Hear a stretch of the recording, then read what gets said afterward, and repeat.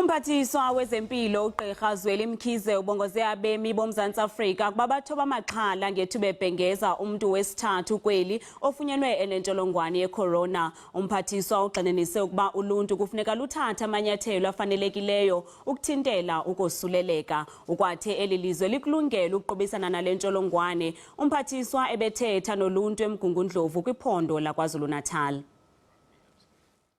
Umphathiswa wesebe lezempilo uGqirha Zweli Mkhize ugxinisisile ukuba kukho umntu wesithathu kweli lizwe ofunyaniswe nentsholongwane yecorona. Lo mntu ngunkosikazi womntu wokuqala kweli ofunyenwe enale ntsholongwane, indoda eneminyaka engama-38 yaseHilton. Umphathiswa uqinisekise uluntu ukuba aba bantu bafumana unyango abaludingayo kwaye le ndoda yaseHilton ichacha kuhle.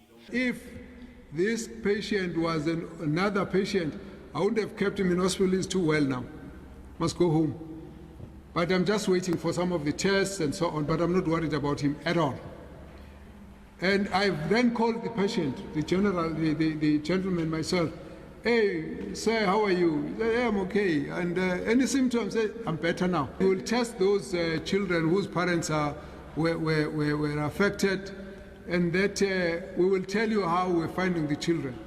So we've tested the children are well. There's no virus in their body.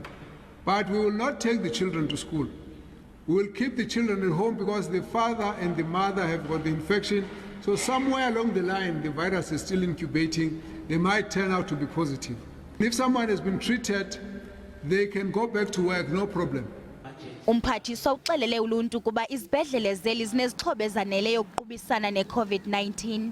The health professionals, both in public and private sector, are fairly competent to manage this thing.